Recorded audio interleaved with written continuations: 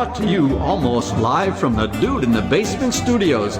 Why? Because that's where the good stuff is. It's Sips, Suds, and Smokes with your smoking host, the good old boys.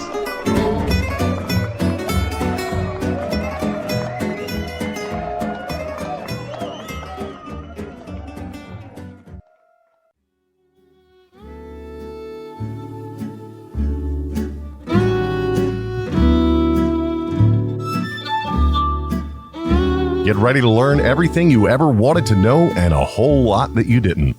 It's time for a Chats episode.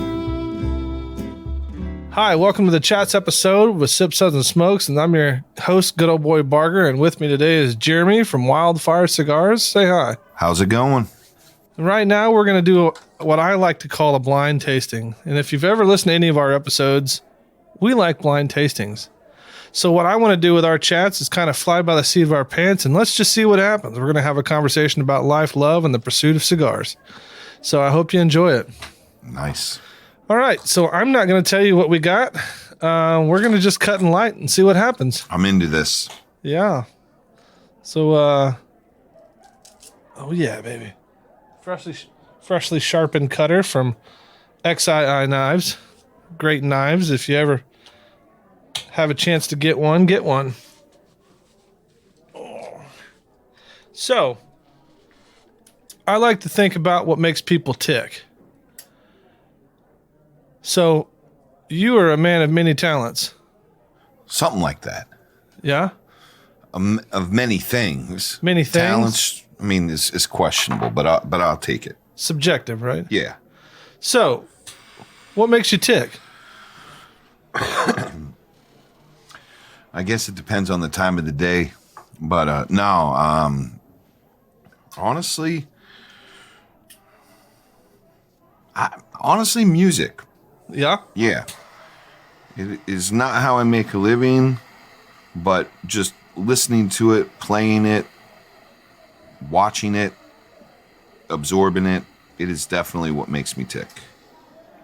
All right. So, top 5 albums to be on a desert island with. Oh, okay. Now, can these albums be like a best of compilation? Oh, yeah, 100%. Okay, because then you get like, particular hits. I mean, there might be... All right, I'd probably go with Best of Mountain. Okay. For sure. I'd probably have Pearl Jam 10. Really? Great album, but not the band I would have chose. Probably go with... This is going to change, 5 minutes from now when I realize all the things I hadn't thought of, but... You can just shout them out at any moment. Yeah. Probably Quicksand Slip. Ooh, that's a good album. Maybe I might do like Best of Hank Williams. Junior, senior? Senior. Okay. Got to distinguish that. Yeah. Well, for sure. And they're both good, but they're totally different. You're right. I got a funny story about Hank Williams, by the way. But well, let's hear it. Because you got one album left now. Yeah. And it gives me time to kind of think of it. When I was, my family is primarily from Montgomery, Alabama. Mm-hmm. And my papa, he was a wood carver. Okay. He worked as an electrician for refrigerators by his trade. Sure. But he was really into like whittling and carving. And so one of the times I was down there, I was like, oh, I'm going to go to the Hank Williams Museum. I'm like, you want to go with me? And he was like, nah. And he's like, hey, when you're there, see if Kalijah's still out front. And I was like, all right, why? And he's like, because I carved it. The wooden Indian? Yeah. No. So I pull up, and sure enough, there's a Kalijah's still there, and it's signed by Eugene McDonald, like carved into it. But every artist known to man has signed it over the years. Really? From like Garth Brooks to, Waylon Jennings to Willie Nelson, like Johnny Cash. They've all signed this thing. And I was like, this is a moment like of music history I'm a part of. Yeah. Did you sign it? No, and I told them, I'm like, this is my grandpa that made this. And they were like, all right, it's $7 to get in. They gave no fucks. Don't you love that? I'm like, this is part of my family's history here. And, you know, I'd have hooked a chain to it and took it out. I'd be like, if you don't like it, fuck it. I'm telling you, there's a day and a time that collage is going to disappear and in my house. I don't know how or when yet, but there will be a day that I will obtain that. I do notice you got a 68 shirt on. Yeah. Josh is a killer dude, man. I met him when he was playing with Ludacris years and years ago. He'd come up to a town in Kentucky where I was, and we opened up for him. Then they became Norma Jean. Yeah, then it was Norma Jean. Yeah. Yeah, I'll actually be seeing them this weekend at Furnace Fest this weekend. I will be seeing you there. Really? I didn't know. Yes. I run the gates. Oh, yeah? I've run them every year. That's awesome. Yeah, I'm the guy with the bullhorn out there yelling at people. That's awesome. Yeah. Well, we'll have some cigars while we're there. This, I recently went and saw them open for Sparta because Sparta was doing the reunion tour of, like, I forget the album.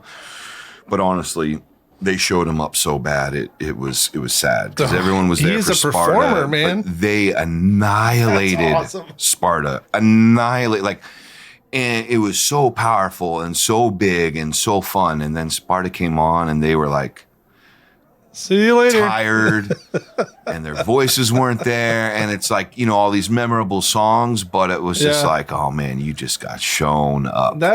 So Josh and the other guys in 68 are such performers, man. Even back when he had the Chariot, which is, if you've never seen the Chariot, then I'm sorry. That's history. It's gone, came and went.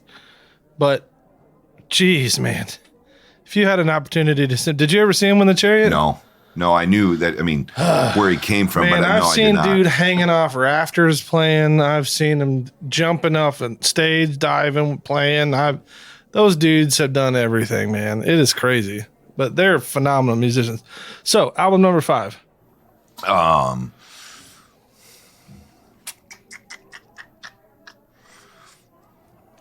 This is tough. I'm gonna have to. All right, I'll ask you after this next question. Then, hold on to that one. Why did you get into cigars? So when I was growing up, every holiday, my 2 uncles would sit out on the porch and they would share a cigar with each other.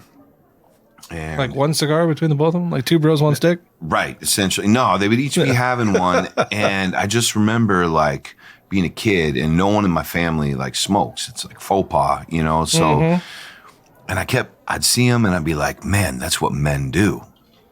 Right? Like I just had this, like, this is what I want to do. And occasionally I would get a little puff off of it, but they'd be like, don't tell your ma, you know, and I would. Right. So when I was 10, one of my uncles passed and then that tradition kind of stopped. So I had always told myself, like, when I get old enough to smoke cigars, I'm going to bring them to the holidays and me and my other uncle are going to sit there and we're going to smoke it. Yeah. So it was from 10. So 8 years after my uncle had passed, I showed up with a cigar and I just knew I was going to love them. Like, because instinctively. Yeah. And so I had already, on my 18th birthday, I went to 7-Eleven because I didn't know about proper cigar stores. Sure. So I got some Garcia Vegas and a Snapple and sat in my parents' backyard and thought I was, you know. The shit. I was living 10 feet tall. Hell yeah. But I loved it, the experience, the feel of it. And then it was shortly after that I found out like cigar culture and shops. And I started going in and I would go into a shop and I kind of found my primary shop I went to. And then I was like, I really like this. Wonder if I was looking for a second job. Yeah. So I asked them and they were like, we don't need any help. But about a year later, they said, hey, are you still interested? And I was like, yeah. Like, what do you want me to do? Sweep, clean, whatever. Absolutely. And they were like, oh, well, we're heading, at that point, it was the RTDA. Yeah. And they're like, we need someone to cover the shop. So I took vacation from my job and then worked for a week and a half. And then I never left. There you go. And so I worked there part-time, but then part-time turned into full-time, and then full-time turned into ordering. And I was there for just shy of 12 years. And then in that process, I was like, you know, I was both feet in, and I was like, I want to get on the other side of this. Yeah. And so I started repping for companies, and I'm out of California, so I'd have like the West Coast. Who'd you rep for? So Christian Rowe, when he started CLE, that was my first gig. Okay. And then during that time Great with cigars. him, I met Robert Caldwell, who had the Winwood brand. Yeah. And he and I hit it off just on a friend level and kind of cigar nerd. And so when he broke off, he split. And then he was like, I'm going to start Caldwell Cigars. And he's like, you want to come with me? And I was like, yes, I do. Yeah. So funny story is Robert Caldwell was supposed to be our first Chats episode. Oh, I'm so glad I beat him to it. Just so I can be like, I did it before you did. Yeah. Yeah. I was trying to get him in person, but it's going to end up being a Zoom because, you know, he's living overseas now at the moment. So he's trying to. Spain more. Yeah. Trying to get that dual citizenship action going. So yeah, I worked with him for 8.5 years. And then I was the national sales manager and a partner in the brand. And then I just hit the end of my road with that. Like I was getting poached from other companies to do the same thing for them. And I was like, I just don't want to do this in this manner. Right. I'd rather do this for me. I feel like I had done everything. I felt like we at Caldwell had done everything we set out to do. Mm-hmm. So it was like, well, where now? Now we're just a company that's just existing but like all those goals and those things we wanted to achieve, we did. Right. So I was like, I want to break off and do my own. And he was the first person I called to talk to him about it. And he was like, go for it. It's your time. That's awesome. So that's awesome. I love the encouragement from where you're working and literally making other people's money for them. And if they're like, dude, I believe in you, you are a solid dude, like go do this. That's props to Robert, man. That's huge. Cause especially if you're losing your best guy, you know, there's hundreds of different people lined up behind all of us to do our jobs, you know, well, that's kind of dwindling now, but yeah, no, for sure. I mean, and like, you know, I live in California, so you can't really uphold a non-compete. Mm-hmm. But like we had agreements, and they were like, "Don't worry about it," and you'll still like remain like with your partnership equity in this. Like they were like, "It's your turn, so go do it." And it's funny at the first trade show I was at, everyone was trying to find the dirt, like what happened between you and Rob. Right. And I would be like, "You wouldn't believe it, man. It was so fucking dirty." I went to him, and I said, "Hey, Rob, I want to do my own cigar." And he said, "Go for it." Yeah.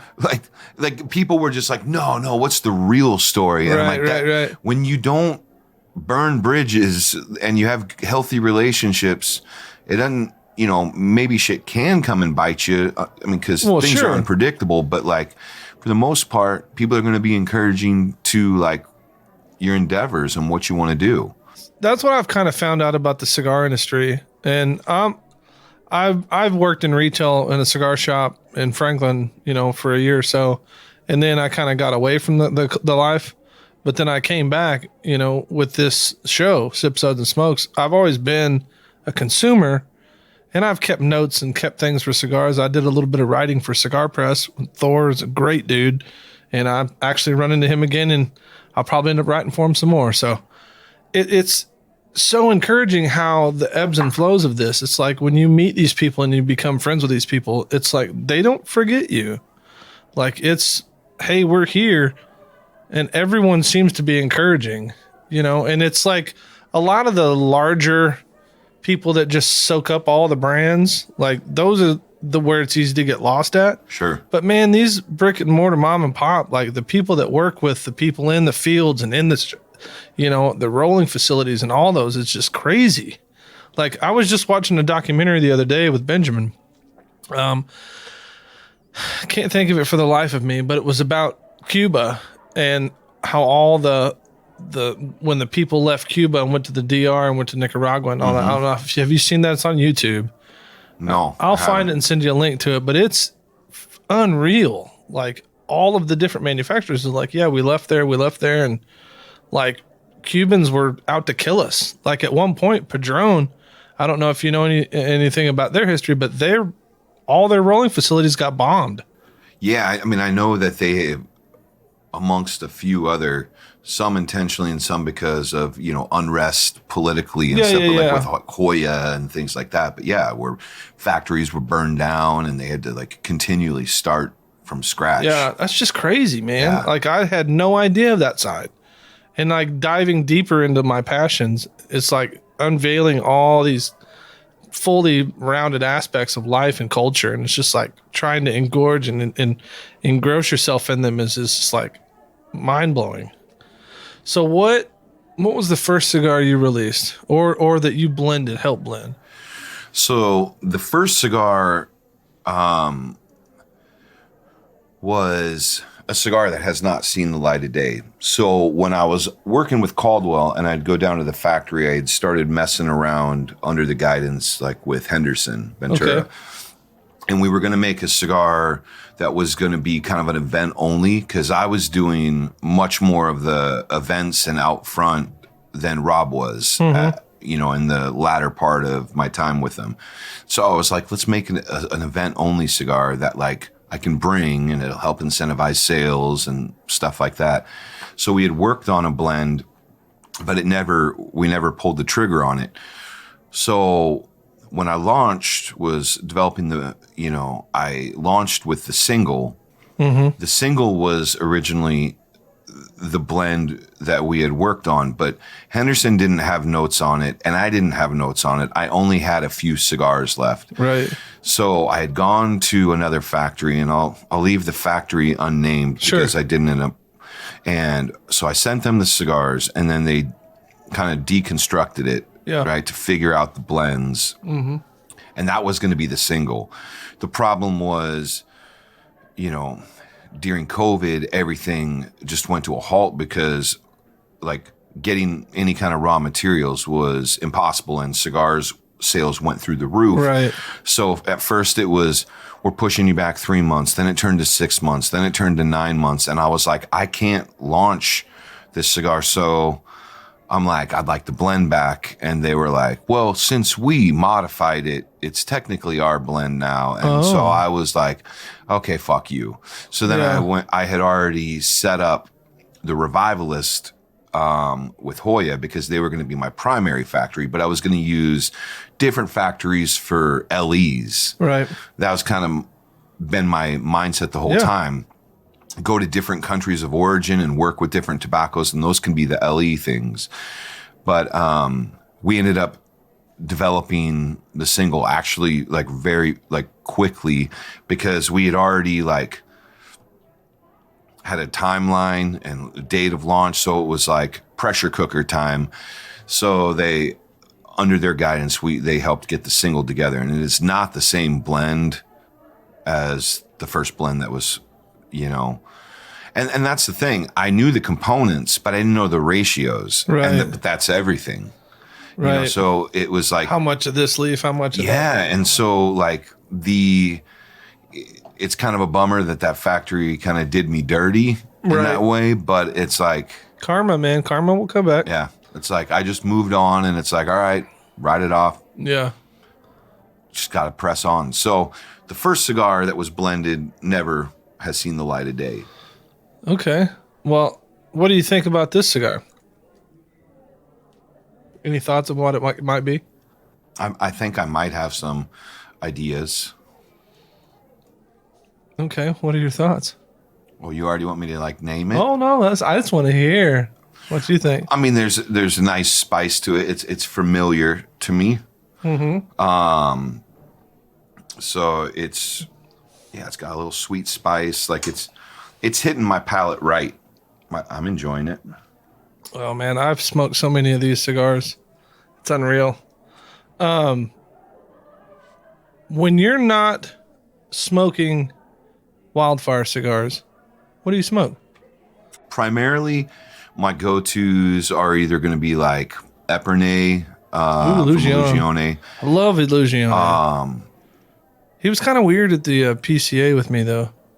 I think he was in a bad mood. I think that just was across the board because I went to go talk to him, and I've got a pretty good relationship with him. And he kind of had this look like, not the time, get the fuck out of here. Yeah, so that's I was kind of like, how this he looked at me too. About me, so I'm just going to exit. Yeah, I kind of steered clear. I didn't want to push it. Yeah, I don't know what was going down. I'd love to get him on one of these. That's my goal, is to help, get all these people on these chats. He is. I'm friends with him on Facebook.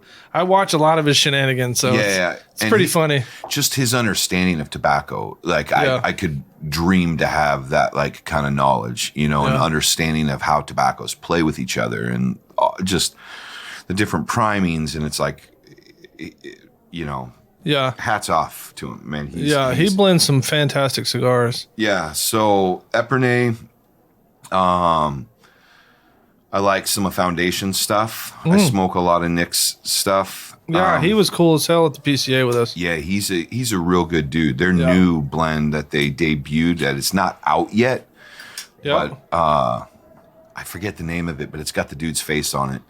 He gave me a couple of them, and I smoked them, and I was like, best cigar of the show. Yeah. Like this just, like, it was so good. So I really like some of his, and then I love Padron.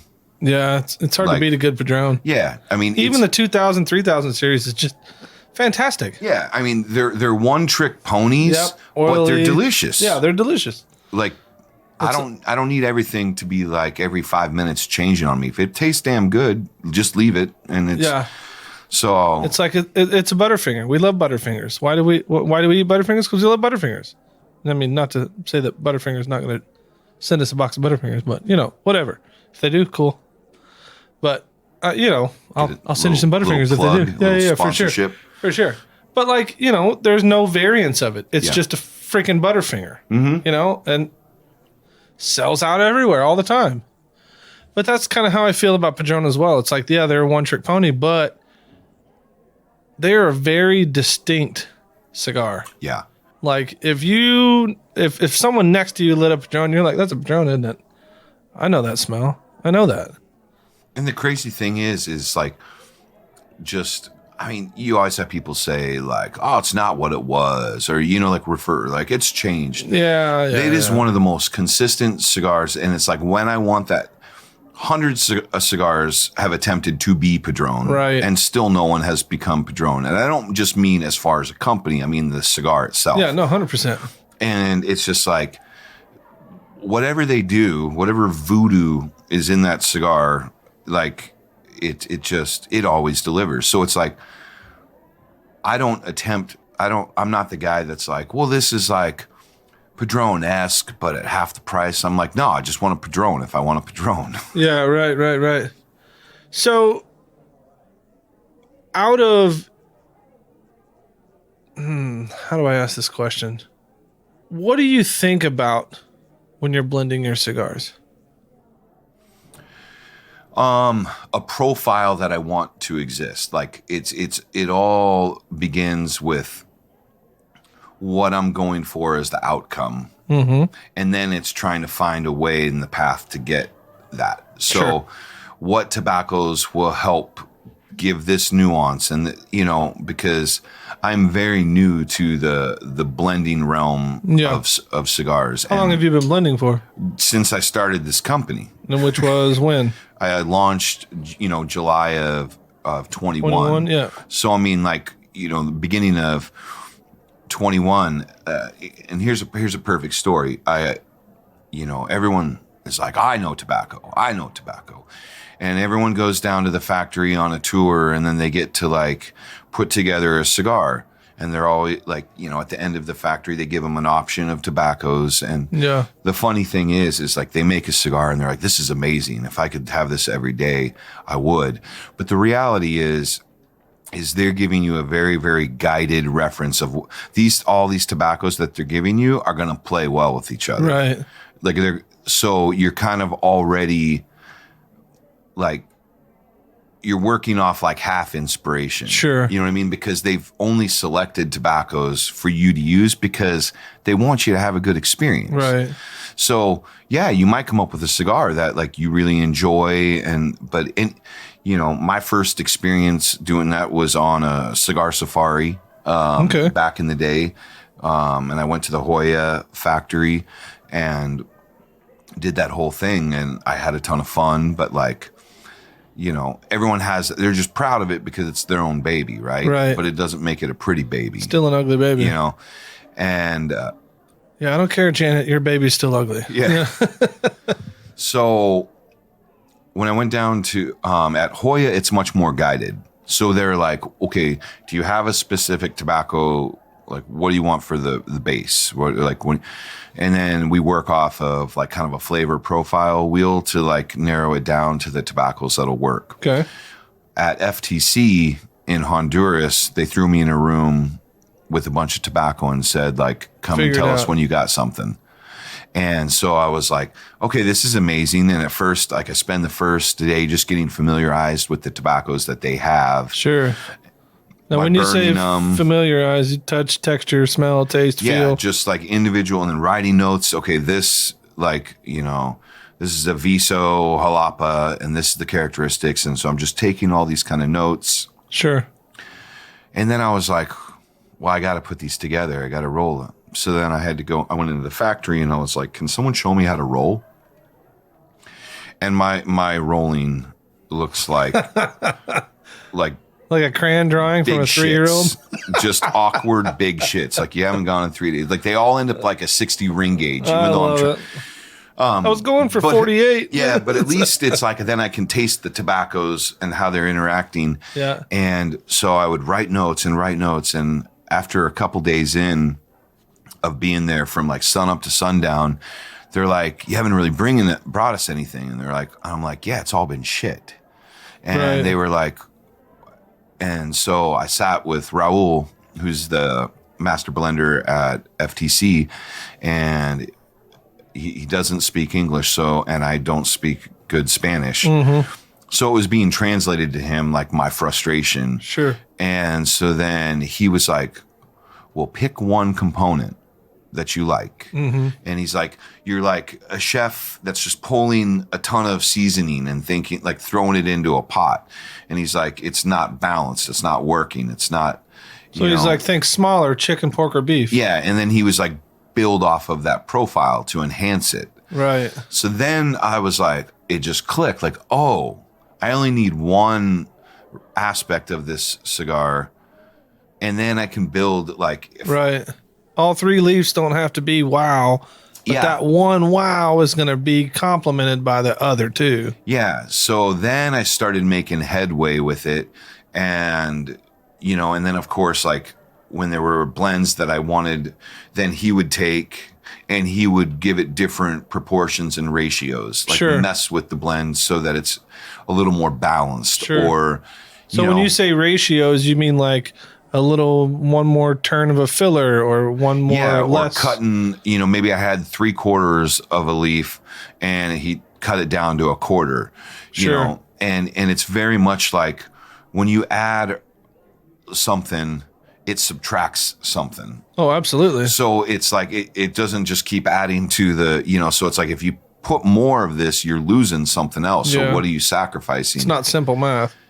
And, when I was at Hoya, they had made they were like, you want to make a cigar that's balanced and hits all the different, parts of your palate, the salt, the savory, all these different aspects. And I was like, well, what if you don't? What if you just want to make something that is like, I don't think of Padron as being balanced. I think of it as one thing that they have nailed. Right. And I'm like, so like, you don't have to go that direction. And he was like, well, no, certainly you can do whatever you want. You can age it. You can do whatever you want. Put it in a damn pickle jar. Right. So, it's been a learning, and I'm like, I would say, it's like I'm just like a toddler learning to walk, but but it's such a fun process, and one of the things I had no idea about was I put together a blend, and then it's what became the intro. Sure. It's a great cigar, by the way. I was really way. happy with it. Thank you. Yeah. And he came back and he was like, this wrapper that you want to use doesn't work. And I was like, well, what do you mean? And he's like, aesthetically, he's like, it's too thin of a Connecticut shade that you're using. And he's like, you can see all the veins. It's pushing through of the Corojo. And he was like, it's very unattractive. And I had never thought about the aesthetic aspect. That's interesting. Blend. So he ended up changing. We were using Ecuadorian Connecticut, but he changed the priming and tried to source a different Connecticut because he was like, you need something with a little thicker, because he's like, you don't want it lumpy and bumpy. And I was like, you're right. Now, you went with a broadleaf, didn't you? There is broadleaf in it, in the filler. Okay. But it was I had never even thought about that.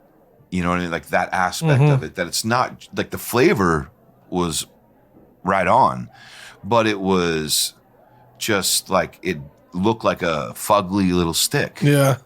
And so sometimes those fugly sticks will get you though. Yeah. I've noticed that I've seen a couple of companies come out with some sticks that I'm like, I don't really visually like this stick, but I'm going to smoke it anyway. And then I'm just like, whoa.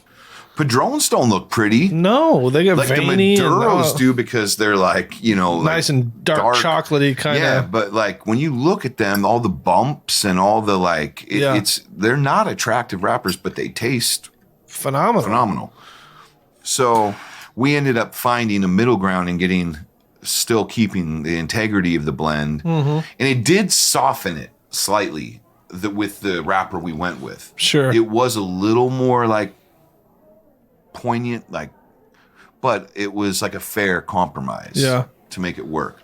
Yeah. So, one thing I've noticed about your cigar blends, and if I'll just be blunt, like one thing I've noticed about your cigar blend is you're very consistent about how your presentation, and I assume that conversation stuck with you.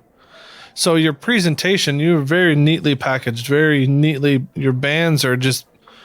I love your presentation and how you present your cigars, because it's very subtle, but there is nuances to each of your bands that I think is missed on a lot of people, but it's not missed on me, and I see that, and it's just like, man, that's really cool how you go through that, and even with your wrappers and how your veins and all the things flow through that. And no, I'm not talking about your penis, but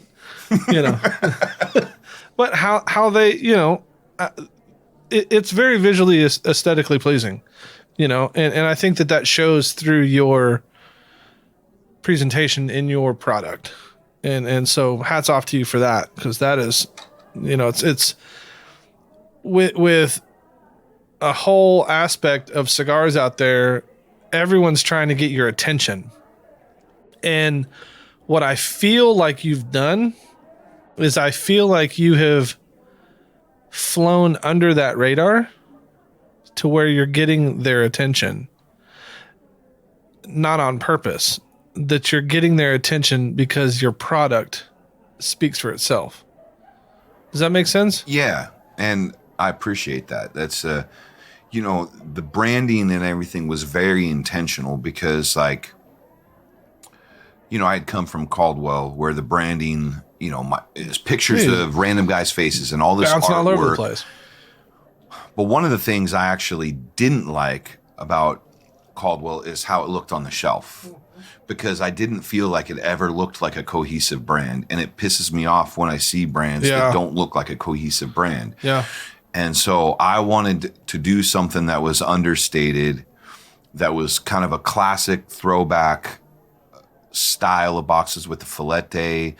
And then I was like, primary bands going across the board, using all the same different colors matching with the secondary band, because it's just like, I could visualize it 5 years down the road, what it looks like on the shelf. And I was like, that looks like a brand. Right. And so I was like, I can do all my tongue in cheek and fun stuff on the marketing end, but Absolutely. I want my cigars, your merch to or just, your hats, shirts, or your workout videos. Yeah. Like it just, you know, there's enough brands out there with skulls and crossbones and like I come from the rock and roll realm. So like part of me was like, I wanted to incorporate that in, but I found a way to do it like that. I think subtly. Yeah. Is subtle. And there's a lot of little Easter eggs within, you know, if people want to pay attention to the boxes or the bands or the little comments that are like quotes that are on the bottom of the box. Absolutely.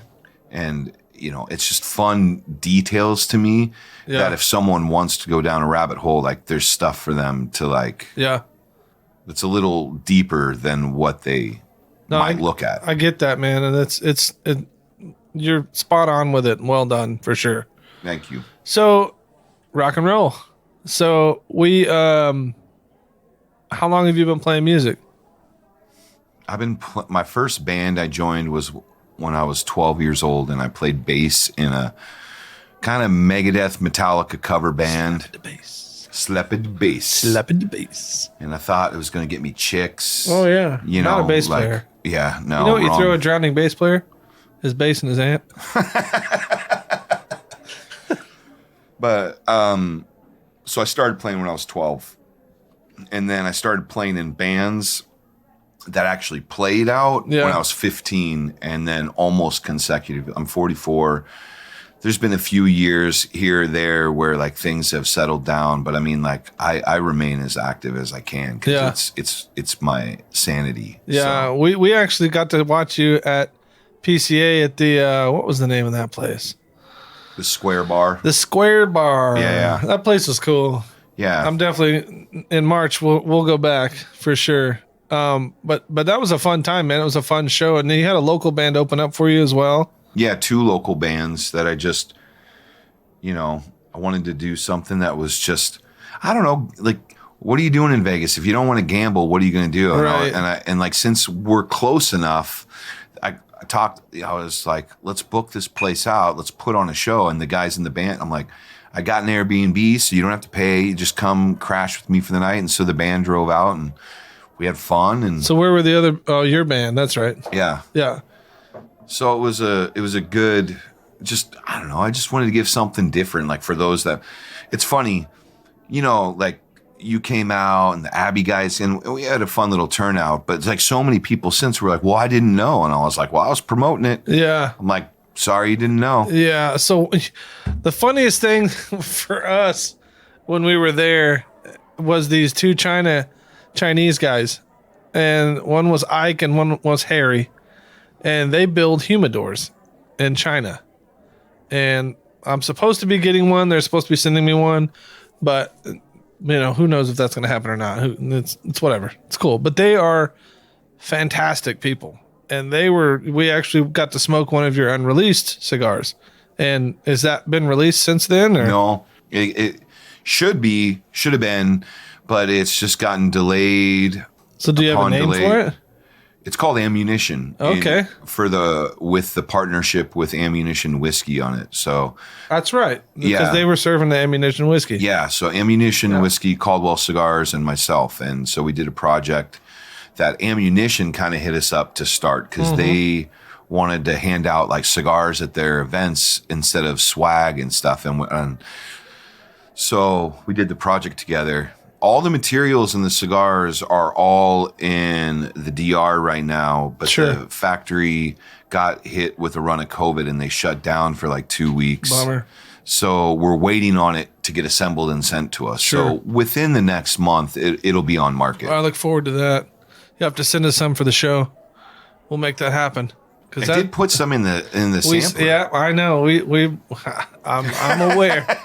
I was like, I know that cigar, Unbanded. I know that cigar. Yeah. I was like, it's killer because I smoked it at the event and I remember little bits of it, but you know, we were all drinking, so I don't fully remember it. And I was like, I should have grabbed a second one, but I didn't. And then you sent me one. I was like, yes, score. So. Yeah.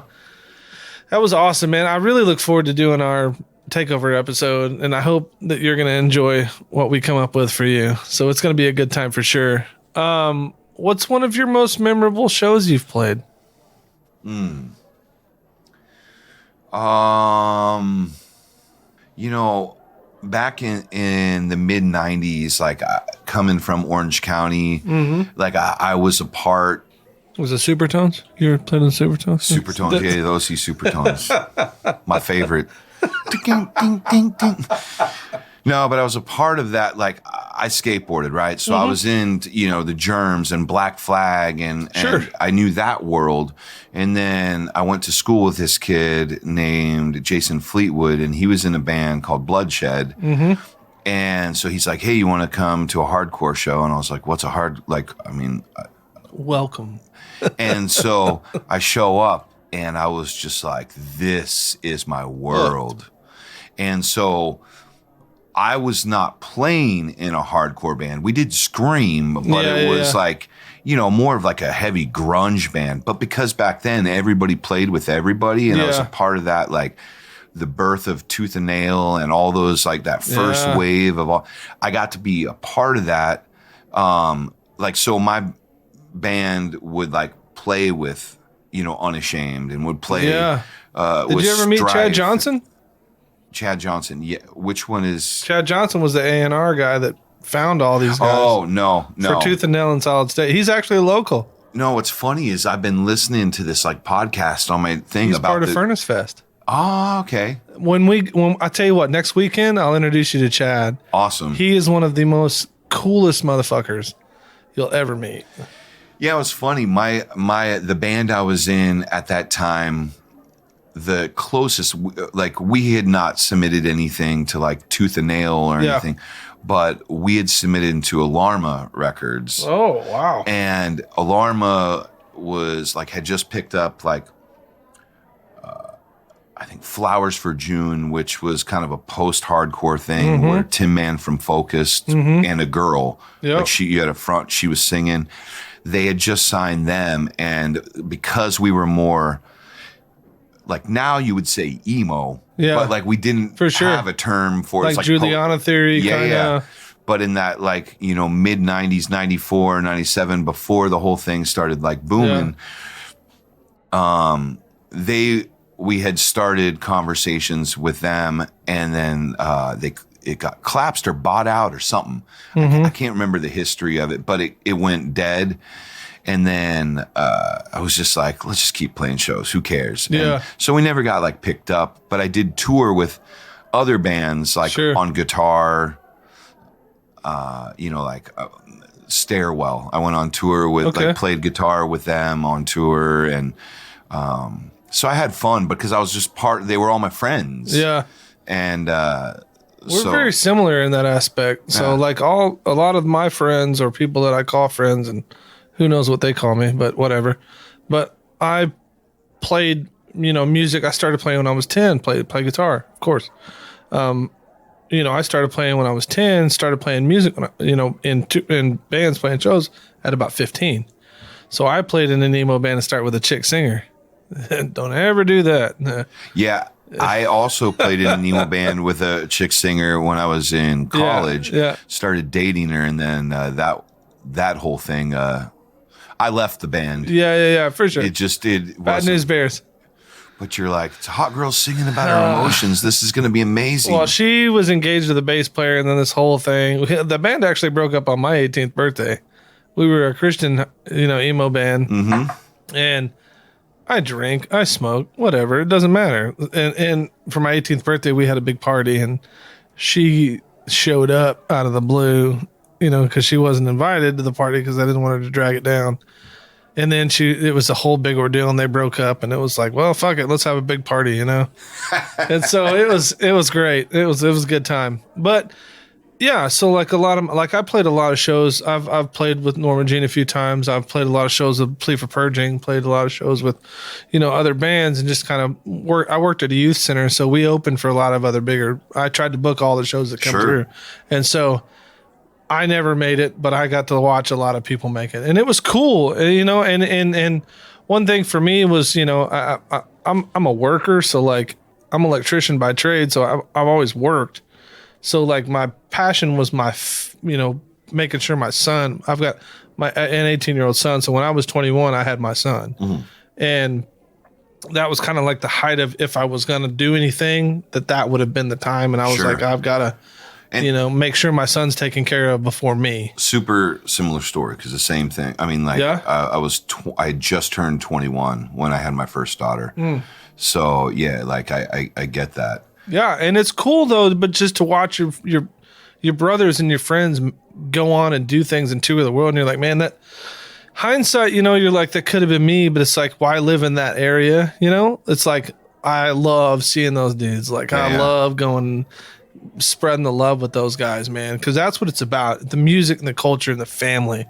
Like I was raised in a Christian home. My dad was a pastor and blah blah blah, so I started playing music and I really got into like Metallica, Megadeth, Iron Maiden like early on. And I remember just like I would sit in my room in the dark and play my guitar and with not even being plugged in, so I didn't wake up my parents, learning the riffs to things. And so one of the big things I did with my bands, and a lot of them didn't like it, but I was like, listen, you need to learn your instrument inherently. And so when we are rehearsing, we'll go through the set, and then we're going to go through the set in the dark. Like lights out. The only thing that's lit is your amps. That's it. That's all you're going to see. And like, learning how to tighten up, and I think that coincides with making a good cigar as well, because it's not more about your sight visually at that point. It's not about what you see. It's about what you feel and what you hear. And so, and textures and those things. And like, has anything translated from music into your blending or into your cigars? Well, for sure. I mean, the main thing being, like, as you saw at the trade show, the whole DIY like thing. I love it. Your trailer is awesome. I refuse to like pay money and do stuff for things that like I can do myself. Like the year before I had the trailer, I had a fake fire pit and I Etsy'd all that shit. Like I just built it, and my booth was built, and I was getting a lot of compliments like, "Oh, you should win booth of the year." And I was like, yeah. And then this year I bring the trailer, but that approach has never changed. And even me being on the road the way that I'm doing it now is no different than a band that's just trying to make it and they're like all living in the van. I mean, I'm living in my trailer because it's like I refuse to pay $200 for a hotel night that I'm going to spend 4 hours in. Do you remember betterthanthevan.com? No. So in the early 2000s, there was a website called betterthanthevan.com or Cheaper Than the Van or something like that. But it was people that were willing to host bands. And so you would sign up with them. And when you were touring through a place, you would go on there and be like, who's available, got room, and it was like, let's just get a shower. Let's freaking have a meal. Let's, sit down. And man, that's a really cool thing to do. I actually think that it would be dope next year if you could find a stuffed bear and make it like a picnic with the bear and your camper. That would be so freaking dope. Well, I won't let it out of the bag, but I kind of have, I'm going to take the same idea, but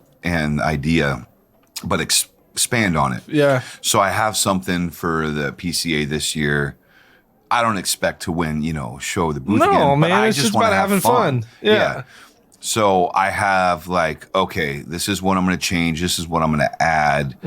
And so I've got the booth, and like, it excites me to think about it because it'll cost me probably, for the primary aspect of it, of the booth, it'll probably cost me $30. Oh, I love it. And it's just like, wait. But I think it's going to be very interactive, and I think people will have fun with it. And like, that's ultimately what I want to do, right? Like, I want to sell cigars. Well, if I can help, man, let me know. I got you. All right. But but yeah. Oh, but I will answer. I did think of the show. Okay, yeah. Let's go. So I was playing in a band called the Mood Swingers, which was an offshoot of after Bloodshed had ended, some members from that. And so it was at that point, it was kind of the first wave emo. Yeah. Right. And we play at this bowling alley, and the band after us, like, we have a good response, but the band after us sets up. We're like, who are these like guys? Like, because we were second to headline, and they start playing, and our mouths just drop, and we're like, who are these kids? Yeah. It was at the drive-in. And I was like, these guys are going to be insane. Huge. We're playing in a bowling alley, but he was running up and down, sliding down the lanes. That's awesome. There was no stage. It was just awesome. And were you set up on the lanes? Yeah. Hell yeah. We were set up, and it was just like, well, people were just going ape shit, and we're like, we had never heard of these guys. And then like less than 6 months later, they're on the front of Rolling Stone. That's freaking crazy, man. And then they just took off. But it was so cool, like, to happenstance get to play a show with a band that, like, I loved so much. Yeah. Well, now I love so much. Right. And then especially at a bowling alley of all places. Yeah, and then Mars Volta and offshoots, Sparta are both phenomenal. But like, it was just such a fun experience, and that happened a couple different times. Like, it happened with like Pedro the Lion. It happened with a couple different, like, that we didn't know who the guys were, because it was before they, like, it was before the EP. The Pedro the Lion. Actually, no, the EP had come out, but I wasn't really in that world, so I hadn't like heard it. Yeah, and I was just like, Pedro the Lion's David Bazan, right? Yeah. Have you seen his house shows, his solo house shows that he does? I've had friends that have gone to him. Dude, he used to do them here, and he did a few at so Stump from the Abbey. Like, we had a music venue in our church when it was in 3rd Avenue South. You know, we're in Stump's church now, but like it was at 3rd Avenue South and I actually moved to Nashville in 2010 to be part of that church, and he's played some shows there, and it has been crazy, the house shows that he's done. Yeah, him and Damien Gerardo have both. Oh my gosh! I was gonna say that it might be Rehearsals for Departure from Damien Gerardo might be my 5th album. Ooh, that's a good album.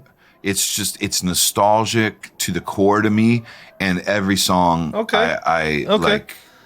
Do you want to hear mine? Yeah. All right. So absolutely.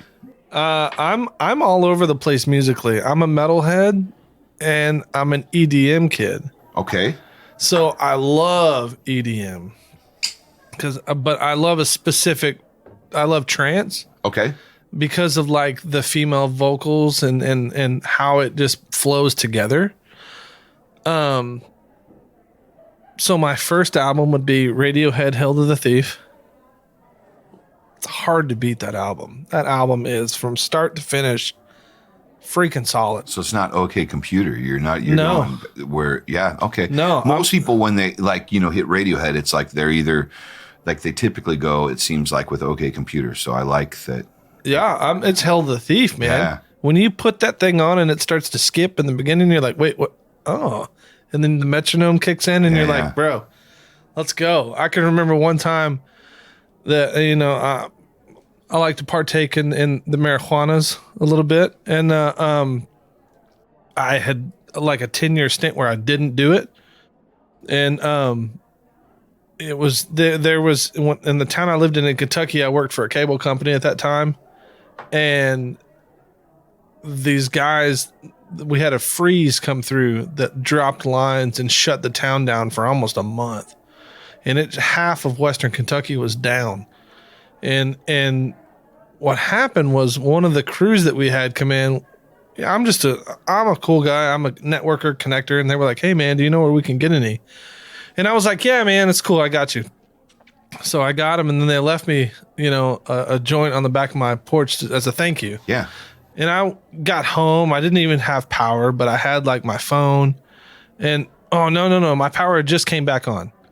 So I finally had power. It was 2 weeks. I was driving to like Paris, Tennessee to take showers at my bandmate's house because Paris, Tennessee, which was 45 minutes from Kentucky where I lived, they had power and we didn't. And so like I would drive there after working 12 hours, take a shower, and then drive back 45 minutes to go home. And then they left me that. And I put that album on and smoked that and was like, for the next however long, I was just on my couch freaking taking that album in. And I'll never forget it. Like every verse, lyric, note, everything in that album is just stuck in my brain. So, you know, that's good one of my albums. By the way, that is insane. Bro. The brown sugar, I'm telling you. That is insane. I think we only did 150 bottles of it. That's it. That is so fun. That is really delicious. Yeah, it's awesome. It's a great bottle. So my second album would be Zayo, Where Blood and Fire Bring Rest. And that was one of my first hardcore shows. Is that the debut album or is that the second or? That's the second or third album. They changed like this. What is the singer Jason and the first run up or whatever? It was Dan's first album. Okay. So with Dan and Jesse Smith on drums, and then the really short guy on guitar, and then the other black dude on guitar, and then I can't remember I just don't remember most of their names. Yeah. But that album start to finish is so good because when it opens, it's like blum blum, blum blum, and it's just so good. For the longest time, I hated the Beatles. And I think I hated them because the metalhead in me was like, the Beatles are just garbage. And it wasn't until I was in my 20s, way past my, doing any music, that I actually gave them a chance. And I think it was when Across the Universe came out. So very cool. Dude, that movie is so good. Yeah, the renditions they do are sick. Phenomenal. And I remember it was the dude on the beach, the trailer. On the beach singing that about a girl about a girl, and I was like, bro, like you're talking to me right now. And it's so I went through and listened to a bunch of, and it's like I take their greatest hits album with me.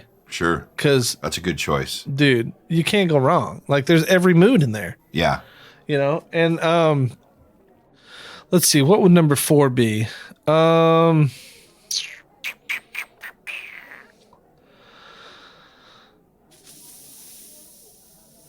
You'd probably have to have Bless the Martyr, Kiss the Child. I think it's a coin toss between Bless the Martyr, Kiss the Child and let's see, what's another hardcore sounds? Maybe The Burial from Plead for Purging. Maybe give or take whatever day it is, it would be a coin toss between those two. And then for number 5, yeah, that's a number 5's a tricky one. Where's your number 5? What did I go with?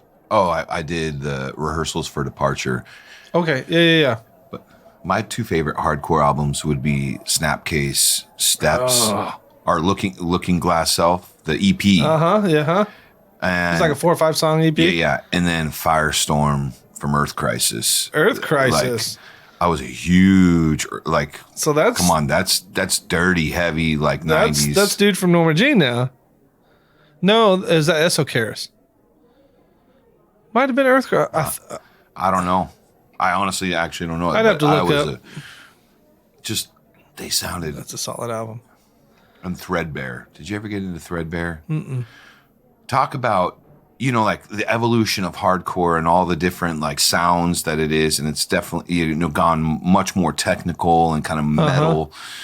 But man, Threadbare, they have melodic bass lines, and he is by far, to me, the most pissed off sounding individual. He would if I read an interview with the singer of it once, and he's like, if my throat wasn't bleeding at the end of a set, I didn't do it right. Yeah. Because it wasn't styled yet. Right. It was guttural. And I think that's why like that realm of hardcore I love, even though the technicality isn't necessarily there. It's all just chugga. But it was just the angst it wasn't like you could scream in a tone. Right. Zayo kind of first started like, I think they were on the very early end of the spectrum of showing like you could do different things with your voice. It was like them and Embodiment and like it was. And now you got bands Living like Sacrifice and like Lorna Shore that are like going. But it's like back then it was just like, I'm pissed off and I want you to know like I'm pissed. And there was something, that's what resonated with me is I was like, oh, I got some angst in me. Yeah. This is a cool way. Let's go. Yeah. I think that it would be a coin toss for me on my 5th album. I would try to make a mixtape of like my favorite EDM hits, which is any mood. Like when I'm working, when I'm building something, I've got EDM in my ear because of the ADHD that I have. I am hyper aware of everything in the room. Conversations, like if we go somewhere to eat later, I'm going to know 4 to 5 tables away from us what they're talking about because that's how my brain processes things so quickly. So the EDM turns that part of my brain off and it lets the output mode kick in, which is what I've always loved about EDM and especially trance because, you know, it's like trance or house. Like you hit that 120 beats per minute and you're just like, okay, now we're flowing. We're doing it, you know? So it would either be a mixtape of that or Torch, Affirmation, Annihilation or something, whatever that album's called. I'm not sure. It's the Green Album. Hang on, I'll tell you.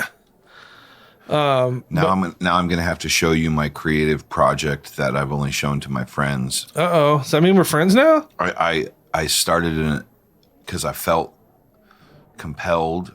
Restarter is the name of the album. Restarter. If you haven't listened to this album. No, I have not. Dude. So, sweet. Start to finish. Bro, I'm going to send it to you right now. You got Spotify, right? I do. Who doesn't? Right. I mean, they need to pay their bands more. Let's just be honest about Agreed. it. But as far as ease of access. No, and for me, like being an independent artist, right? I record the stuff, like we get to do it and we put it up.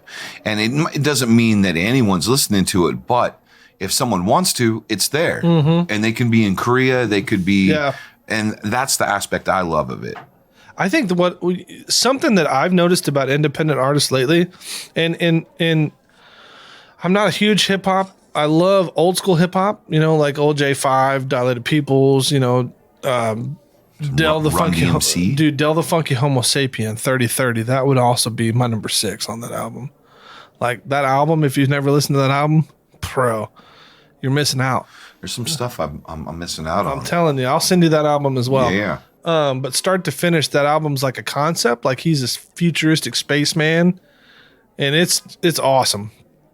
And so this rapper Tom McDonald is number 1 on billboards at this point. Yeah. And he is independently published. And I think that's freaking awesome. Yeah. I mean, the game is changing. I mean, you had the dude that did the Old Town Road. Yeah. And people were getting pissed in the music industry because like he won a Grammy. Mm-hmm. They were trying to prevent him from going because like, this doesn't count. That's so stupid. Like, no, this guy is rising up. And like, and the it's same all a money thing. Grab, man. Tom McDonald has millions and millions of views in his charting, and he doesn't have a label, and it's just like it's amazing that we're in a day and age where that can happen, where it's like he doesn't need the label. But see, that's the thing though. We never needed labels to begin with. We only used labels as networking, and the labels did the legwork for us. Mm-hmm. When if you just put in the work and you put a good product out, much like your cigars, it speaks for itself. And I think that's what's missing, the missing link in the music industry. Like your album needs to speak for itself. Like your product you're pushing needs to speak for itself. If you're pushing a bad product, as long as you own it, it can be a bad product. That's fine because that's who you are.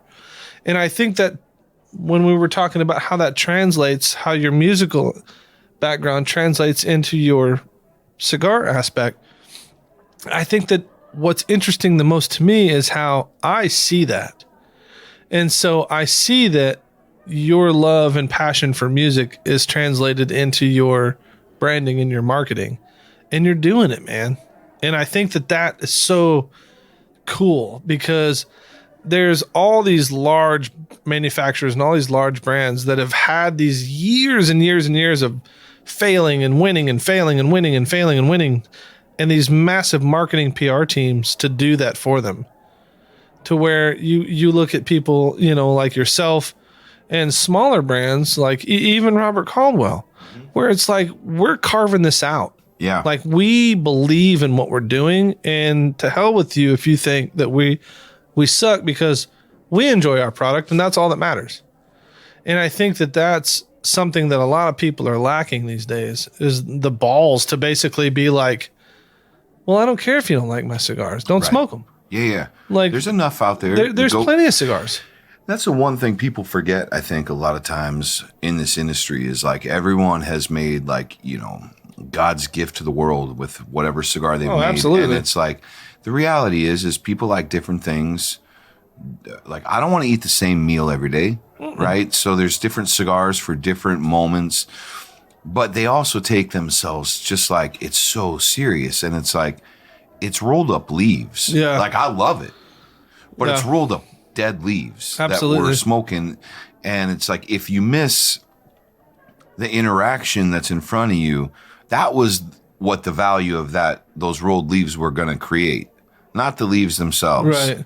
And like, that to me is like, you know, if I was to have a message, right? Or like, what is just like, it's not, you know, it's on the band, you know, leaves burn, stories live, right? Like, it's as simple as that. Like, I love being able to meet people and then have a connection with them, find some common ground on whatever that might be, and then have a conversation beyond the cigar. Yeah. Because now we're having something that's real. Yeah. And like, if you happen to like my cigars, rad. If you don't, I don't care. Yeah.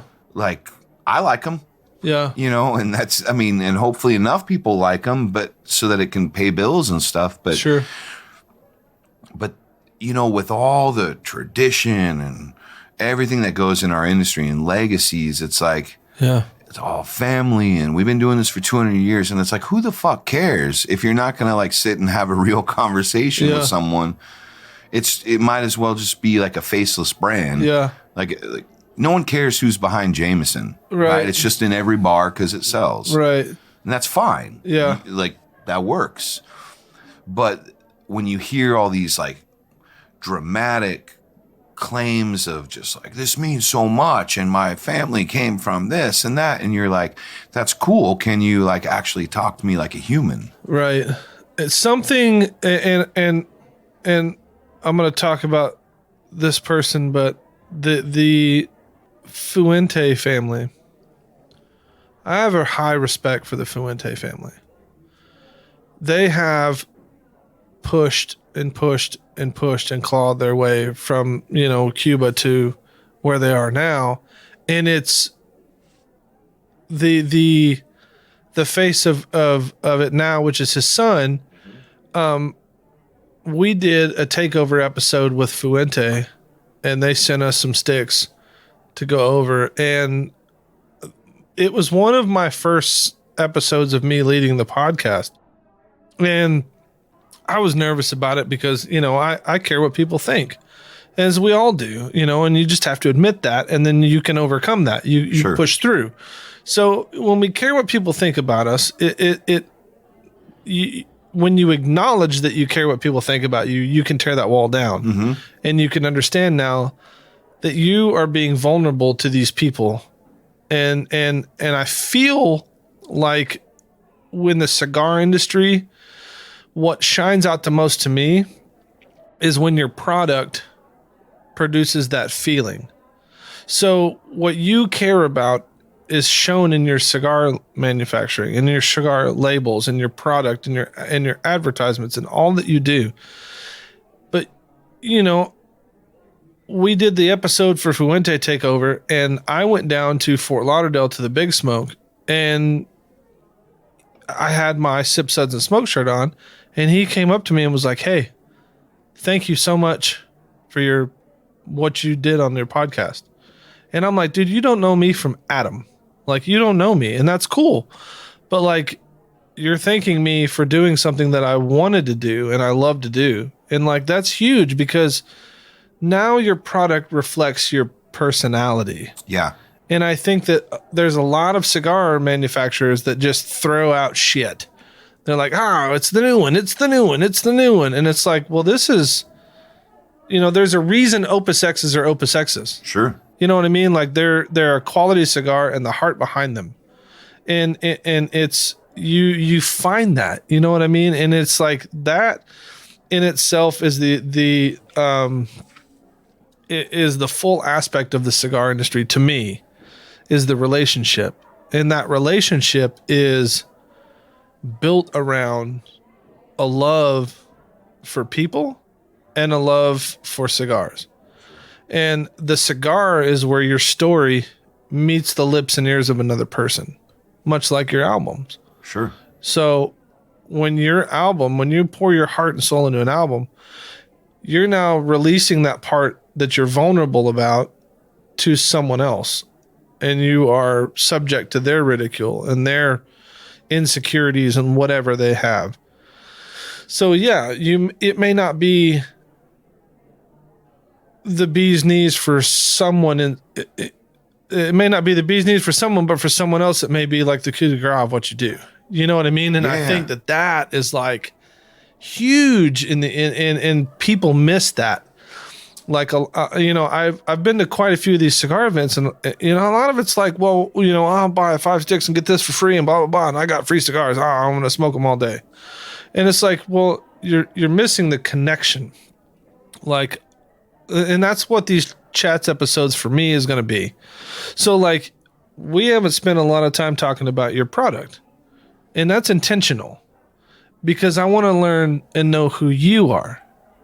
So when I can learn who you are, I can see yourself in your products. Sure. And I think that is going to be a huge bridge to bring that aspect to people who don't even think about that. Does that make sense? Yeah, no, totally. And there's something like, I'm 23 years in this industry. And like I said, from working retail to repping. And as much as I talk about like, kind of in some ways trying to be a disruptor to it. Sure. There's an aspect where it's like, I'm not shitting on the tradition of this industry, because like I remember a couple months ago when an unnamed like fella in our industry who's got quite a platform, called out Carlito. Yeah. And I was just like, you fucking numbnuts. Yeah, you dickhead. Like this is the dawn. Right. Like of our industry at this point. 100%. Like, it's like you have zero respect. It like was reminding me of like Carlito's Way, the movie where it's like you're the young punk that comes in and says like, I'm such a disruptor. I'm changing this game. And it's like, but you have zero respect for like the foundation that was laid, right. Cause like I'm a cigar nerd. I love, and there's like, I love smoking people's cigars because I like exactly what you're saying. It was a really like, I think eloquent way of saying it is like, I want to understand what they're trying to communicate through this cigar. Right. Whether I like it or not is irrelevant to me, but Absolutely. I want to understand what are they trying to tell me? Because now is like a manufacturer and doing it. It's like, I'm trying to say something. Sure. So it's like, so are they. Yeah. Obviously they are. So what are they trying to say through this product and like through, and it's like the Fuentes, it's like, yeah, I mean, you cannot get like more highly esteemed sure. than what they've accomplished in this industry. Absolutely.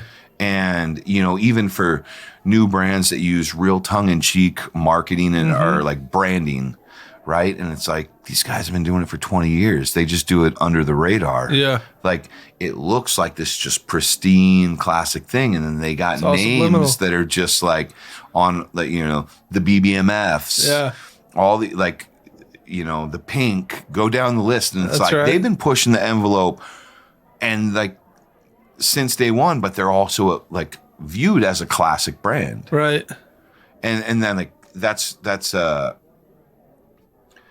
something that's always like, I've never understood. It's like you walk into a room, right? And like, there's always some kind of alpha dog there, some guy, right? And it's like, you can try to like usurp that, or right, and take the place, but there's going to be a conflict, or you can understand your place and have respect at whatever level that is. And it's like, you know, I'm stoked coming into this industry and like now gaining the support of all these friends that it's like, technically I'm competition, right? But it's like, at the end of the day, what's good for the goose is good for the gander, right? Absolutely. Like, so as long as people are smoking and like, as long as people are enjoying it, it's good. It's healthy. There's room for me to exist. Right. And we're not in competition. We're together. Right.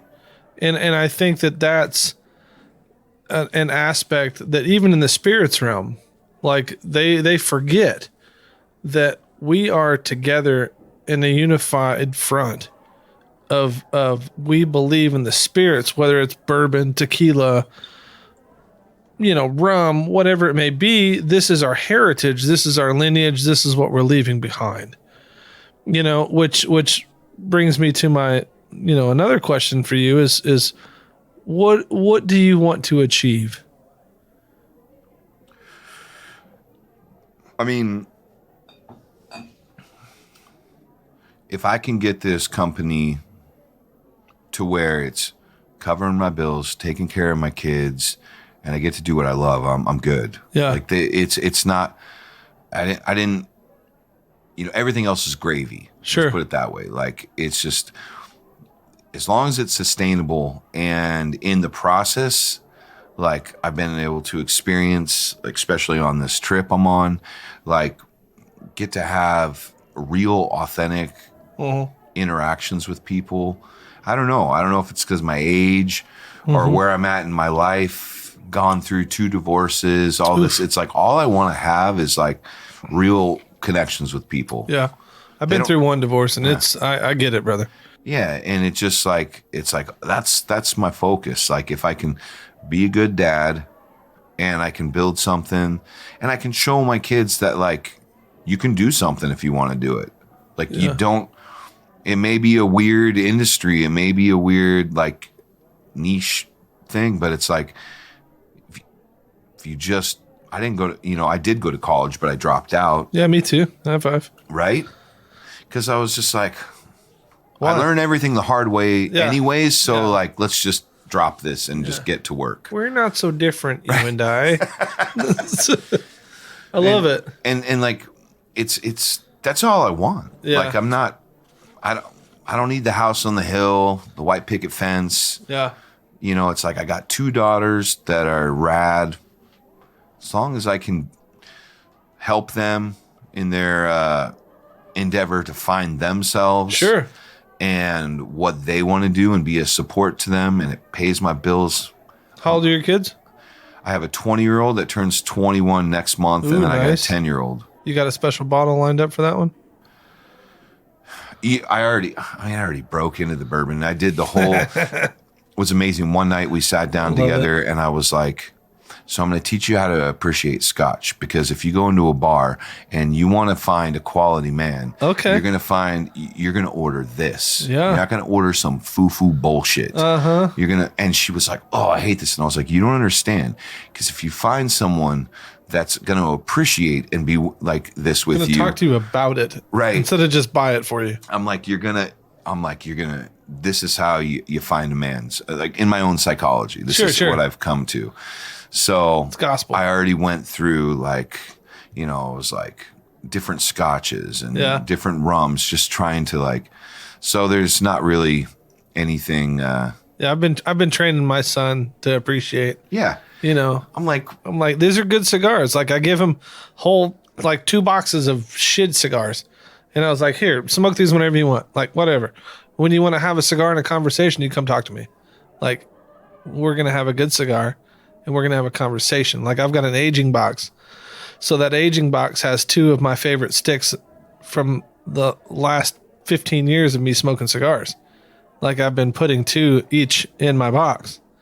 And so it's like, when you're ready to actually engage me in these conversations, we're going to pull from this box. yeah. And you're gonna have an experience now that something's got some age on it, and it's you respect the process. Mm-hmm. You know what I mean? And it's not I got these cool cigars we're gonna smoke. Oh, these Cubans, blah blah blah blah blah. No. These are cigars that people poured their life into. You know? When both my daughters were born, I bought a box of. I have a 1926 Padrones for my oldest. Nice. So so this next October, that's a 21-year-old age.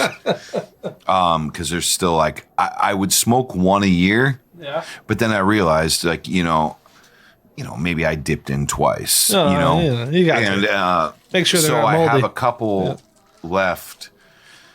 So she's told me that she'll have a cigar with me. Second, yeah. It's not this, but yeah. But so that'll be.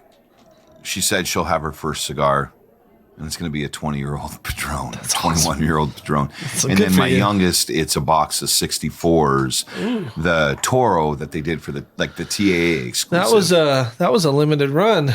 So I got a box of those, and I'll save that for my. Yeah, I wouldn't be mad if you sent me one of them. That's a solid cigar. That's a real good cigar. I was just like, it's got to be something special, right? Like, right. It's not a. I only get this twice. Smoke what you love and love who you smoke with. Yeah. So it's like I've saved those. So yeah, her first cigar and maybe only cigar because like she may not like it. The funny thing is both my daughters love the smell. Like I'll get texts from my oldest daughter and she's like, just want to say hi. I smelled someone smoking a cigar and like it just made me think of you. And I'm just like the nostalgia that it creates. Because it's the same thing. Like I told you how I got into it was my uncle's, right? It was because like I saw something there and it smelled and I knew I was going to love it before I even did it. Yeah. I really hope that my son takes to that aspect of it because he's all about video games at this point in his life, and his girlfriend, which is great. He's an apprentice for the company that I just left. So he's 2 years now into an electrical apprenticeship. And I come from a line of my grandfather was a lineman, died on the job the day after my dad's 9th birthday. So I never knew my grandfather. And for that point, my father only knew him up till he was 9. Yeah. And my father is a master electrician and my older brother is an electrician at Pella Windows. And like, he's their head of maintenance in Kentucky. And I'm an electrician down here. I worked for this company and I've worked for many different companies, but like I've kind of not pushed him to do that, but I want him to know if you learn something, even if you don't like it, that you can make something of it. Sure. But yeah, so man, that's awesome that you have those boxes for your kids. And I think that as a person in the industry, training your child, and I'm not meaning like child as in like your 8-year-old kid who loves Blue's Clues. That's not what I'm talking about. Like when you're a young adult, 18 to 21, even though 21's the legal age, and I'm not condoning underage, whatever, but you're the parent, you make your own damn decisions. Right. So, but I don't want my son to get out there in the college world and to learn these things from some jackass. You know what I mean? Like, I want him to have a healthy respect of spirits, alcohol, tobacco, to where he can make an informed decision. A, I'm going to indulge this and put this in my body, and B, I don't want to touch this. Right. And so good on you for having that. So when my son turned 18, I sat down with him and I poured him something. I'm not going to tell you what it was. It was apple juice. Poured him something, and we had a cigar. When I was growing up, 18 was the smoking age. We could smoke. Same for me. So I don't care. The laws are stupid, and we need to keep these people, the lobbyists, out of our laws. Yeah, you can go die for our country, but you can't still smoke a cigar. If you can die for our country, you can drink and smoke, in my opinion. I 100% agree. And and I think that's something that's lost on a lot of people from what they think about a whole as a world. And I think it's crazy that we're moving from having a respect for an individual being an adult to, well, you're not really an adult now and for 2 or 3 more years. Yeah. And I think that's silly. No, I mean, there were I wasn't working in the shop when that happened in California, but it's like there were customers that were 18. Yeah. And then now, and when the law 24 changed, hours later, they're not allowed in the shop. Yeah. And it's a part of their, they're just starting college. It's so crazy. And then all of a sudden, oh, now you're not old enough. And it's the most asinine thing in the world, because it's like, wait, you can make a decision that could alter that will alter the rest of your life if you went and served in the military. Even regardless. Being from a shop, going, you are now 18, you come into my shop and sit down with me and I educate you about cigars, and you find a love for it, and you've been smoking here all year long, and now the next year, buddy, I can't serve you. I'm sorry. Or the employee that's a college student. Absolutely. That gets fired for doing nothing because, it was. But you can still sell tobacco at 18. You just can't indulge it. Oh, is that? You can't sell alcohol at 21 or indulge it at 21, but tobacco, you can sell it at 18, I believe. So, yeah, it's the laws are screwed, man. For sure. And we'll figure that out, not in this podcast, but it'll all come to a head, I'm sure. We're definitely in a boiling point as a society. So, yeah, stuff is definitely. Yeah. So your legacy is important. What you want to achieve is important. And I believe in you. And I believe in what you're doing. So that is what this is about. It's like, we're not going to sit and talk about your product. We're going to sit and we're going to talk about you, because what you leave behind is important, because you're making your way and you haven't had it as I'm going to say easy, but I don't mean easy, because I know that a lot of these guys who came up when their parents fled Cuba did not have it easy. It is not an easy thing, and I am not saying that at all. But to get into that industry, they didn't have certain hoops to jump through because they were born into that industry, if that makes any sense. Sure. So with respect to those people, and I fully respect those people 100%, you had it harder to carve your name out of something. Yeah, I think that's in some ways, and this is not a woe is me by any stretch of the means, but anytime you enter into something where, if kind of like how you were sharing your family's history with being electricians, right? It gets passed down, and then there's been this almost this is what we do, and this is what we can contribute.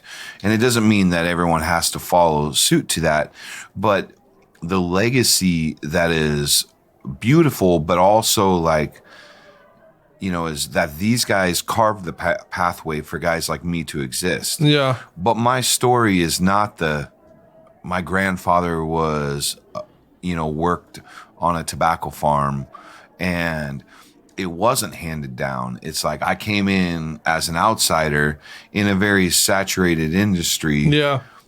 And I'm trying to carve my own path. And it doesn't, like, again, this is not a complaint. It's just stating, like, if any one of the Padron children wanted to start a line, it's going to get notoriety. Absolutely. Because you have so much history and heritage and legacy attached to it. Now the expectation is going to be through the fucking roof. Absolutely. Like there is no expectation for me. So in some ways it's easier, because I'm coming in as like, a bearded, tattooed white kid that's like, I just love tobacco. Sure.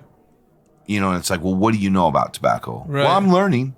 Yeah. Like, and there will be a day where like I hope to be as efficient and as knowledgeable and as like, to some of my heroes in this industry that I'll like, I mean, that would be a rad thing to be looked at as a peer. Absolutely. Like I don't think there would be a higher accomplishment in this industry than to be looked at as a peer by these guys that I respect drastically. Like I remember when Caldwell launched, we did the first Anastasia, and it was with Ernesto Carrillo. Like, dude, I was getting like starstruck when we were hanging out with Ernesto, and he's just treating me like very kindly and like in his quirky mannerisms and doing this. And I was just like, I'm sitting with Ernesto Carrillo right now. Yeah. Like I'm in the room with him and we're smoking cigars. Absolutely. And it's just like, he had no idea the fandom that I had. Yeah.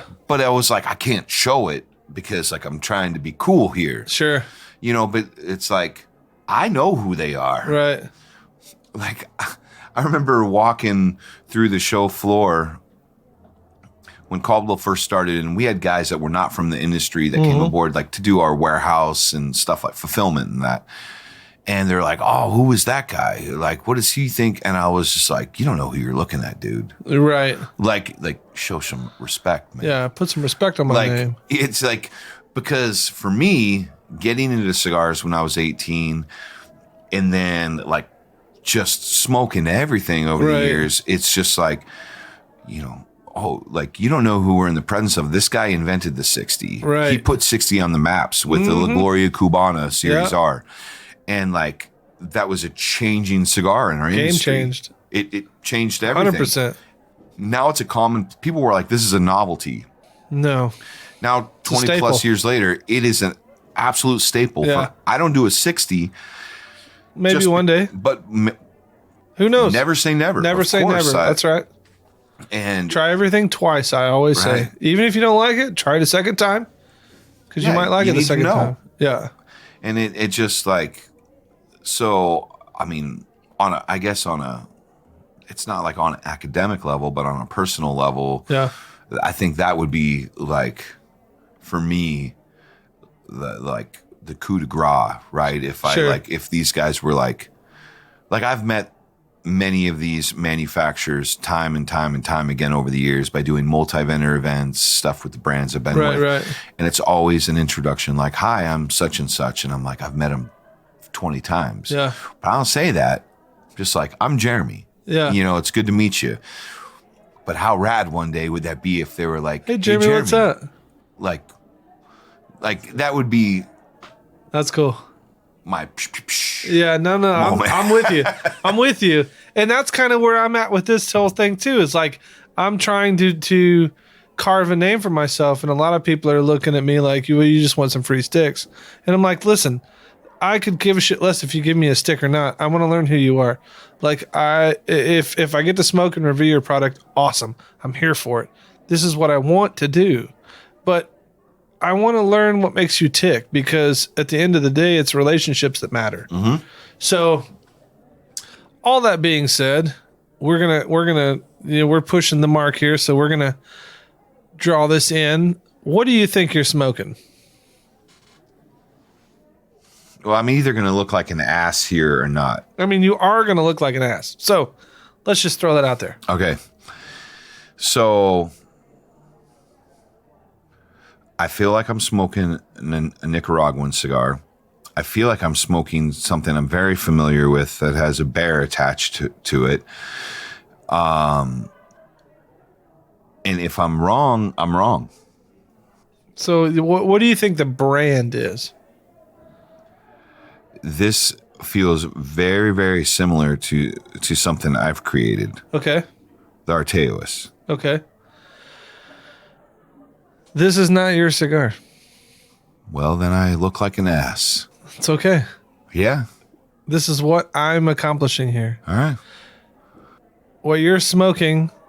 Wait, can I have another guess? Yeah, you get one more. One Okay. more. Let's go. All right. This is a game show, bro. Yeah, What do you got? no. And this shit is so much fun. What do you because got? I love it. I love it. You know, going in blind, it's like, I could see where you get the Artois, the spice and the notes on that like dark chocolatey kind of spice to it with the sweetness. Like Right. I get what you're saying. so I would then, my second guess would be it's something out of Arganosa. No? You're so wrong. Oh, then tell me. Because You're like so I wrong. was going to go that direction. I was going to say like something in the realm of maybe like the Miami or the like from Arganosa, but like, So what you're and before I tell you what it is, tell me your notes on it. What do you like? What do you hate? What are your tasting notes on this? I mean, there's a very light, sweet spice to it, like, but there's a sweetness to it that like I very much enjoy. Yeah. And is in every one of my blends. Yeah. And it's got enough body to keep it interesting. Honestly, most of the time I haven't been focusing on it because we're having a conversation. Not that would have, I'm not saying that as a disclaimer, like I would have actually known because Sure. I didn't know. But I find it to be like pleasant and enjoyable and like, On a scale of 3, because our rating in Sip, Suds, and Smokes here is 1, 2, or 3. 1 is get it away from me. 2 is 3 is I'd buy a box of that. Where would you put that? can I do halves? Yeah, hey man, when in Rome. Because yeah, I would say 2.5. Like I like this. I'm enjoying this. Yeah. Okay. It's a good cigar. And I feel like you're going to say it and then I'm going to be like, I've smoked that, but I didn't place it. Yeah. So that is a Tatuaje Fausto. Well, I'm okay with making that mistake then for me. Yeah. Because ain't nothing wrong with anything Tat's ever That done. is Like, for sure. one of my staples that I have smoked for years. I have smoked countless boxes of these cigars. My 2 favorite Tats are the La Duena Ooh, good and cigar. the Reserva Kappa 7th. That's a good cigar as well. Those are my 2 jams. And I don't even know if I can find those. the Surrogate, I love the Ooh, tramp I stamp. almost brought my stuff in a surrogate box. But you know what? That's Like, awesome.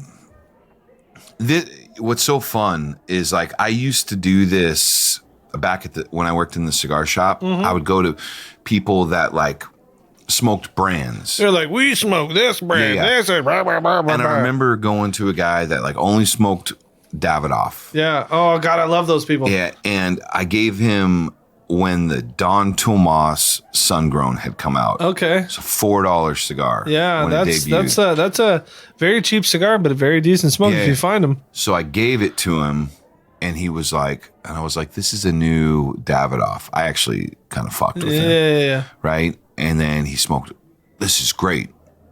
Give me 3 boxes. And I was like, all right, cool. Go to the, like, we ring him up, like, put it on his tab, bring in the boxes, and he looked like the most offended. And he's like, wow, my palate must have been fucked up, or this sure. or that. And it's like, dude, you can have a good $4. I mean, in that day, there were Absolutely. a lot of $4 to $6 cigars that were dynamite. Absolutely. Like my bang for the buck was how I bought cigars. Oh, dude, I was a Perdomo Habano with the like sun label on them. Yeah. Dude, I would Yeah. smoke the shit out of those The cigars. Estate. Yes, that's what Yep. it was. Great fucking Great cigar. cigar for $6. Yeah, yeah. Like, I'll do $6 all day long. Yeah, and so then he handed them all out because he had to buy them because like He he had already committed. Yeah. But it is it just goes to show, like, you know, like, these are not easy to do, these blind tastes. Absolutely. And that's fun, because I haven't smoked a Fausto in probably, I don't know, 7 years. Because like when I smoke Tat, it's always like one of those, either the surrogates or I'm a big L'Atelier fan. Oh, dude, I'm the Avion.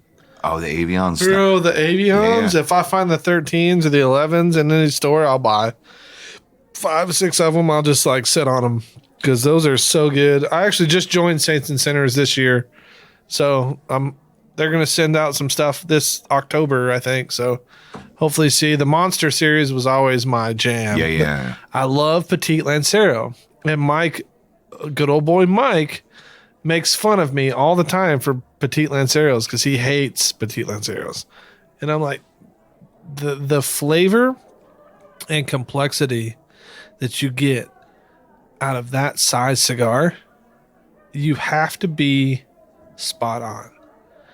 And I think for any manufacturer, like if you were to do a Petit Lancero, I'm sure it'd be fire. Fire, because the way you blend and your flavor profile would match well with a Petit Lancero. And so it's just, man, that's my jam, man. I can't say anything good, can't say anything good enough about it, because it's just, that's my point, man. That's, if you can make a good Petit Lancero, you can do some really good things. Yeah. I mean, I remember when Caldwell did the Eastern Standard Silk Road Lancero. Oh yeah. And how drastically different the blend was, because the actual Eastern Standard has Ligero in it. Yeah. But you couldn't have Ligero in the Lancero because it was it also just, that's all you tasted, because the wrapper ratio to filler. Bold. So it was a real challenge to get that, but it's such a dynamite cigar. Yeah. Like it feels like when I smoke it, it's like a portrait of the Eastern Standard. It's not the Eastern Standard, but it's a portrait of it. Like it's an interpretation of it. Yeah. Because you couldn't do the exact same thing and make it work in that blend. You got 5 different tobaccos in there. Right. But in a Lancero, you get 2, or like, so that's super fun. I'm glad you enjoyed it. Yeah. Well, as Sip, Suds, and Smokes like to say, all things good in life are worth discussing. And I appreciate you for being here. And I look forward to what you do in the future. Thank you for having me. Yeah, man. Thank you so much. And this is good old boy Barger signing off. And you guys smoke well. Anything to say in closing? No, just enjoy what you smoke. That's right. Enjoy the experiences, because that's what they are. They're moments, they're experiences, they're memories. Enjoy it. All right. Well, y'all have a good night. We hope you enjoyed this episode. If you're listening to us online, do yourself a favor and tap. Just tap it in. The subscribe button. Give it a little tappy. Tap, tap, tap-a-roo. The easiest way to listen to our show is to ask Siri, Alexa, Google, Uncle Larry, or whoever it is that talks to you on your phone. Play podcast Sip, Suds, and Smokes. We love your feedback, and you can reach us at info@sipsudsandsmokes.com. Our tasting notes flow out on Twitter and Instagram with our handle @SipSudsAndSmokes, and our Facebook page is always buzzing with lots of news. You'll also be able to interact with the thousands, millions, and millions of other fans on those social media platforms. Do us a favor. Take the time to rate this episode if you're listening to us online. That's a big help to us, and we get to see your feedback as well. Come back, join us for another episode, and keep on sipping.